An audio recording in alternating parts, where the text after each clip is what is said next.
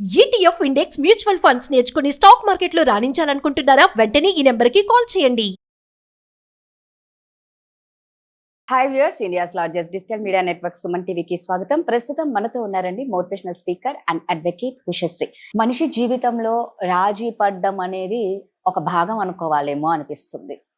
So ఏదైనా అతి అంటేనే విషంతో సమానం. అతి ప్రేమ కానీ, అతి వినయం కానీ, అతి తిండి తినడం కానీ, ప్రతిది అతి నిద్ర, అతి అనేది అది. సో ఇక రాజీ పడకపోతే మాత్రం ఇప్పుడున్న జీవిత కాలంలో మనం బ్రతకలేము అని. అలాగే చూసుకుంటే అతిగా రాజీ పడితే ఎలాంటి నష్టాలు ఉంటాయి? అతిగా రాజీ మనం వద్దన్న కొన్ని సందర్భాల్లో పడతాం రాదా? పడతామా లేదా? 100% ఆ మనిషి మనల్ని ఎంత ఇబ్బంది పడుతున్నా, ఎన్ని రకాలుగా దూషించినా, ఎన్ని రకాలుగా బాధించినా రాజీ పడుతూనే ఉంటాం. ఓకే, అది కొన్ని సినారియోస్ లో అసలు వాడు ఏమనక్కర్లేదు. వర్క్ లో కానీ బయట కూడా సుర్రని కోపం వస్తుంది. అదేంటి ఆ పక్కన వ్యక్తితోనేమో దీన్ని చంపేసే స్టేజ్ లో ఉన్నా సరే ఇంత సౌమ్యంగా ఉందని చెప్పి నేనేదో చిన్న మాట అడిగితే కొడేస్తుంది ఏంటి అని చెప్పి. ఓకే, ఇంకొన్ని సందర్భాల్లో మైల్డ్ గా ఉంటాం, నెయిదర్ పాజిటివ్ నార్ నెగిటివ్. గోడ మీద పిల్లిలాగా కుదిరితే అడిగి సపోర్ట్ చేస్తాం, లేదంటే అందరు తిడుతున్నాను మనం కూడా. సో ఎప్పుడైనా మనిషి సైకాలజీ రాదా, సిచ్యువేషన్ అనుసారం ఫ్యూచర్ లో వాడికి ఏం కావాలి, వాళ్ళతో ఏం పని ఉంది, బెనిఫిట్స్ ఏమున్నాయి, ఉపయోగకరమైన పరిస్థితులు ఉన్నప్పుడు భరిస్తాం, లేనప్పుడు వదులుతాం, కావాలని ఇలా ఇలా ఇలా ఇలా వెనక్కి తాడు లాగుతాం, టైట్ చేస్తాం, తర్వాత మళ్ళీ మనమే మొత్తం వదిలేసి లూజ్ చేసి ఫుల్ కాంప్రమైజ్ అవుతావా లేదా? అవును. ఇందులో ఏ సందర్భం గురించి చెప్పమంటావు నువ్వు? భార్యాభర్తల విషయం కానీ, లవర్స్ మధ్య కానీ. రాజీ పడటం అనేది ఒక లాంగ్ టర్మ్ రిలేషన్షిప్ లో ఆవశ్యకతకి మించిన ఒక ఎబిలిటీ ఒక హ్యూమన్ లో ఉండాలి.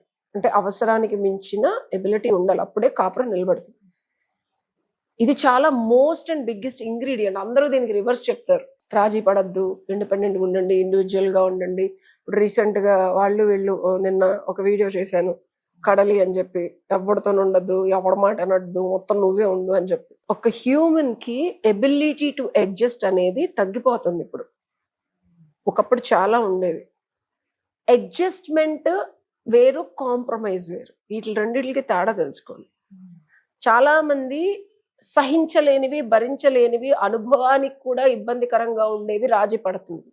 అవి పడి పడి పడి పడి ఒక స్టేజ్ వస్తుంది. అమ్మగారు అనమాట, అట్లాగా చూస్తూ ఉంటా నేను. అలా ఇంత పెద్ద పెద్ద ఇష్యూస్ నేను లైట్ తీసుకుని మళ్ళీ పొద్దున్నే లేచి మా నాన్న కొండి పెడుతుంది ఏంటి అని. ఒక రోజు అసలు ఒక చిన్న మాటకు లేస్తుంది, కస్సు బుస్సు బుస్సు అని. ఇంకా ఆ రోజు మేమిద్దరం సైలెంట్ ఇంట్లో. అంటే పడి పడి పడి పడి వాళ్ళకు ఒక స్టేజ్ వచ్చిన తర్వాత పడరు అనమాట, అలా అని మళ్ళీ పడతారు. But that's not a right pattern. నేను మా మదర్ నుంచి నేర్చుకున్నది ఏంటంటే, ఎక్కడ ఇంపార్టెంటో అక్కడ మాట్లాడగలగాలి, ఎక్కడ తగ్గాలో అక్కడ 1000% తగ్గాలి భవిష్యత్తు కోసం. అది ఎంత పెద్దదైనా. ఈ అనుభవాలన్నీ మా అమ్మగారి నుంచి నేను చూసి నేర్చుకుని ఒక సక్సెస్ఫుల్ గా కాపురాన్ని, బిడ్డని, she did her 1000% to build that relationship. మా నాన్నగారు ఎంత దూషించినా, ఫిజికల్ గా ఎంత అబ్యూస్ చేసినా, ఎమోషనల్ గా ఎంత టార్చర్ పెట్టినా, బయటకు వెళ్ళలేకపోయినా, రాజీ పాటల్లో ఆవిడ పేరు రాజేశ్వరి, నిక్ నేమ్ రాజీ కాబట్టి మరి అలా పడిపోయి ఉంటుంది. పిలిచి రాజీనామా చేయకుండా మా ఇద్దరు జీవితాల నుంచి ఇంకా అలానే ఉంది అమ్మవారి దయ వల్ల. సో ఒక కాపురం, ఒక బిడ్డ జీవితం బాగుండాలి అంటే బిగ్గెస్ట్ ఫార్ములా సాంబార్లో ఉప్పు లాంటిది అమ్మ, తల్లి, ఆడది. మనకున్న బేసిక్ గుణం రాజీ పడడం. ఏ సందర్భాల్లో పడాలి అంటే, నీ జీవితం ఇంకొకళ్ళ జీవితంతో ముడిపడి ఇంకొక బిడ్డకు నువ్వు జన్మనిచ్చిన తర్వాత విపరీతమైన పర్యావసానాలు వచ్చినా సరే మన బతుకు ఇతంతోనే అని ఒక డెసిషన్ వచ్చిన తర్వాత, ఆ రాకముందు పడకండి. ఇది చాలా సూక్ష్మం, నిగూఢ అర్థం అంటారు. ఆ ఫీలింగ్ రాకముందు, ఆ చాయిస్ తీసుకోకముందు అస్సలు పడకండి. Rebel and do what ever you want. But the moment you did and ఇంకొక బేబీని ప్రొడ్యూస్ చేసిన తర్వాత అప్పుడు ఆలోచించకండి please. Because it's casting 2 more lives. మీ రాజీ పడే తత్వాన్ని మీరు అప్పటికప్పుడు అర్రే నా ఎబిలిటీ పోయింది ఇప్పుడు పడలేనంటే కుదరదు, జీవితాంతం పడాలి. 10 ఏళ్ళు ఉండండి కావాలంటే అబ్బాయితో, పిల్లల్ని కనకండి, రాజీ పడకండి. You be yourself, be independent. But the moment ఒక్కసారి మీరు రిలేషన్షిప్ లోకి వెళ్ళి పెళ్లి చేసుకొని ఒక బిడ్డకో, ఒక బాబుకో, 2 పిల్లలకో జన్మనిచ్చిన తర్వాత తప్పకుండా పెళ్ళంటేనే, ఇర్రెస్పెక్టివ్ ఆఫ్ వాట్, చాలా మంది రెబీలియస్ వచ్చేసి నేను చెప్తాను ఇండిపెండెంట్ గా, నేను కొన్ని విషయాలు ఉంటాయి అంటే అవి మన ఆత్మనూన్యతకి తీసుకెళ్లిపోయి అగాధంలోకి తోసేసే విషయాల్లో పడకండి. That can be repairable. పక్కన వాళ్ళు మిమ్మల్ని అలా చేయరని చెప్పను, పెళ్లి చేసుకున్నారు కాబట్టి వాళ్ళు కూడా సరిగ్గా ఉంటారని చెప్పను. అలాంటి విషయాల్లో మీరు ధైర్యంగా నోరు తెరిచి చెప్పండి, కమ్యూనికేట్ చేయండి, ఫైట్ చేయండి. అలాంటి విషయాల్లో నేను సపోర్ట్ చేస్తాను. బట్ దాన్ని వదులుకునే స్టేజ్ వరకు వెళ్ళి ఇబ్బంది పడకండి. ఎందుకంటే ఆ డెసిషన్ తీసుకునే ముందు చేయండి, అన్ని పిచ్చిగా తీసేసుకున్న తర్వాత రిపేర్ చేయకండి. అర్థమైందా? సొల్యూషన్ అర్థమైందా? బట్ పిల్లలు ఉన్నప్పుడు కూడా కొన్ని భరించాలి అంటే కష్టం కదా. అంటే క్వశ్చన్ చేయమంటున్నాను, గొంతు తెరవమంటున్నాను, నేను సపోర్ట్ చేస్తాను అంటున్నాను. సొసైటీలో సప్రెస్ అయి ఉండమని చెప్పట్లేదు నేను. I'm not in that where. అట్లాని ఫెమినిస్ట్ ఈక్వలిస్ట్ సుత్తి చెప్పను నేను. ఎండ్ ఆఫ్ ద డే రాదా, ఇద్దరు మనుషులు సుఖంగా సంతోషంగా సొసైటీలో లేనిపోయిన ఎక్స్ట్రా మ్యారిటల్ అఫైర్స్ పెట్టుకొని సొసైటీకి భారంగా కాకుండా సొసైటీని ముందుకు తీసుకెళ్లేలాగా జీవన మనుగడని సాగించడానికి కావాల్సినంత అడ్జస్ట్ అవ్వండి. మిమ్మల్ని మీరు చంపేసుకొని మీరు సఫర్ అయిపోయి ఆ సిచ్యువేషన్కి వచ్చినప్పుడు కౌన్సిలర్లు ఉంటారు, అడ్వకేట్లు ఉంటారు, నాలంటోళ్ళు ఉంటారు, అమ్మ నాన్న ఉంటారు, ఎక్కువ మాట్లాడితే అక్క చెల్లెలు ఉంటారు, కూర్చోబెట్టండి, మాట్లాడండి. ప్రతి జీవితంలో ఇద్దరు మనుషులు కలిసి బతుకుతుంటే ప్రతిసారి ప్రాబ్లమ్స్ ఇప్పుడున్న కాలమాన పరిస్థితుల్లో. అందుకే కదా కుటుంబం ఉంది, అందుకే కదా అత్తమావులు ఉంది, అందుకే కదా మాలాగా అడ్వకేట్ల వరకు రాకుండా you have your support system. వాళ్ళ మాటలు ఇంచాపోవడం వల్లే కదా ఈ దౌర్బల్యం పట్టింది మనకి.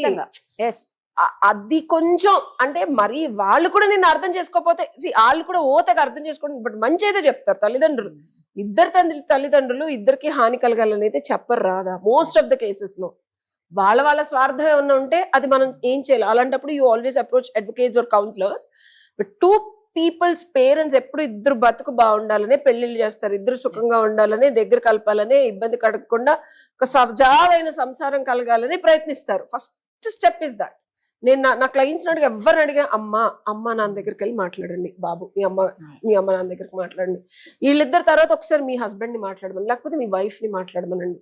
వీళ్ళిద్దరికి కూడా సఖ్యత కుదరినప్పుడు నేను వాళ్ళిద్దరు పేరెంట్స్ ని మాట్లాడమని చెప్తాను, వాళ్ళతో మాట్లాడతాను నేను. ఇంకా అది కూడా కుదరినప్పుడు then I will take over. ఎందుకంటే నాకన్నా వాళ్ళు ఎక్కువ ప్రేమ, వీళ్ళు నాకు డబ్బులు పే చేస్తున్నారు, నాకన్నా బాధ్యత కాబట్టి ముందు అక్కడికి వెళ్ళమంటారు.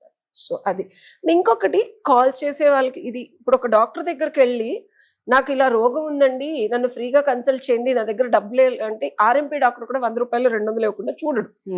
లేదమ్మా గవర్నమెంట్ హాస్పిటల్కి వెళ్ళి అంటారు. So most of the calls definite గా ఐ అండర్స్టాండ్, మీ కన్సర్న్ ఉంటుంది, నేను జెన్యూన్ గా ఒప్పుకుంటాను. నాకున్న కాలమాన పరిస్థితుల్లో I'm in to counselling and I'm also an advocate. I have a full time job to take care. పొద్దున వెళ్తే సాయంత్రం కోర్ట్స్ ఉంటాయి, ఆర్బిట్రేషన్స్ ఉంటాయి, వేరే క్లయింట్స్ ఉంటాయి. అండ్ ప్రతిసారి నాకు చాలా మంది ఫోన్ చేసి ఈ చిన్న ప్రాబ్లమ్ ఏనండి, ఇది జస్ట్ వినండి అంటే time is valuable. End of the day I'm a business women, I'm a member of BNI. There are n number of things.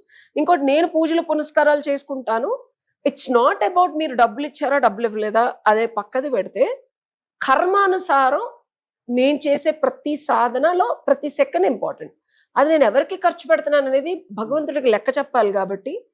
So please request ఏంటంటే ఫోన్ చేసేటప్పుడు డెఫినెట్ గా కన్సల్టేషన్ అనేది నా టైంని బట్టి, నా అవైలబిలిటీని బట్టి నేను ఇస్తాను, దాన్ని కన్సిడర్ చేసి మాట్లాడండి.